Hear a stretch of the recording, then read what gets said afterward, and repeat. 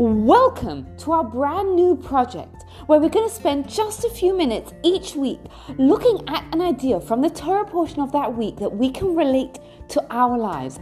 And over the course of the coming year, we will have covered the 5 books of the Torah. Welcome. I'm Gila Ross, host of the Power Up podcast. Let's start with a question. What's the point in religion? Is it just a list of do's and don'ts, restrictions, self-critique, or is there something else going on here? We're going to go to the beginning, to the first Torah portion, Parashat Bereishit, and we're going to look at the creation of the world, and I think it's going to give us an understanding to this question. God created the world, and Adam is created and he comes into a world, and what does the world look like? And we might think the world looks beautiful, there's plants, there's trees. That wasn't what it was.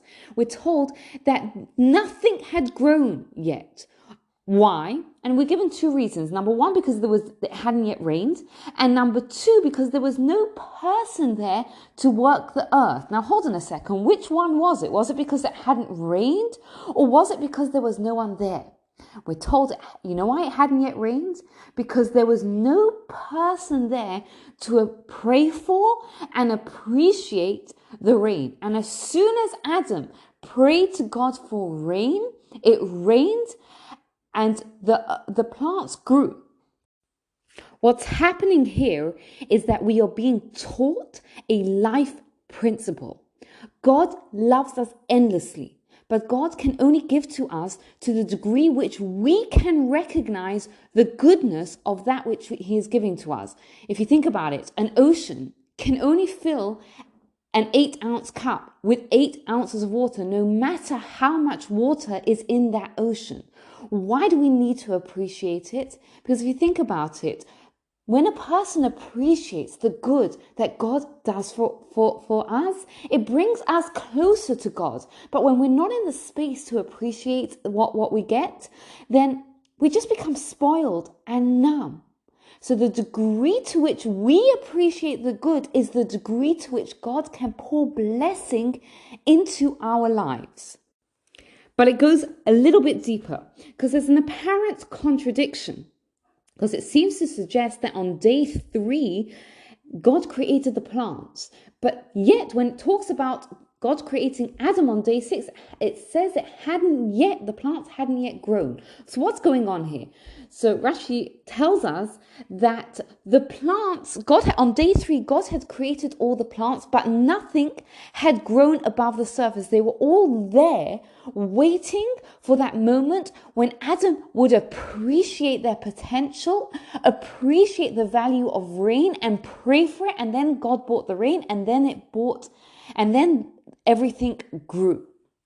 And this is a uniquely human trait, because as human beings, we have the capacity to see the potential of something and then to bring that potential into reality.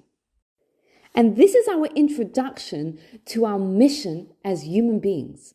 God created the world with immeasurable good, with immeasurable blessings. And God created us in order to enjoy the pleasure and the ultimate pleasure of clinging to the divine. And then He left a space for us to perceive the value and the potential within us and around us and to bring it to be. In fact, the first commandment that God gave Adam was, "You shall surely eat from every tree in the garden." Most people, we often think that the first commandment that Adam was given was, "You shouldn't eat from the tree."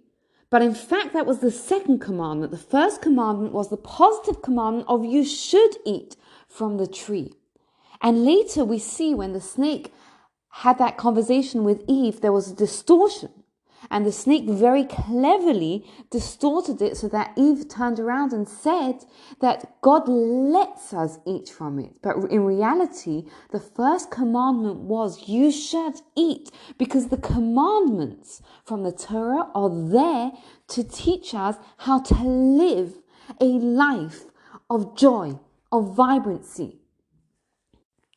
A life of fulfilling our potential, of reaching above ourselves to connect with the ultimate pleasure, with the pleasure of connecting to the divine. And that's what the mitzvot are about. They're not a list of do's and don'ts, of restrictions. They're a manual for helping us see the potential, see the value within us, within this world that God has put us into, and helping us take the value of what can be and make it what is. And that is part of our challenge nowadays. It's not to fall into the trap that the snake set up for Eve, where we think that the mitzvot, that Judaism, that religion is a list of things that we can't do and those that we're allowed to do.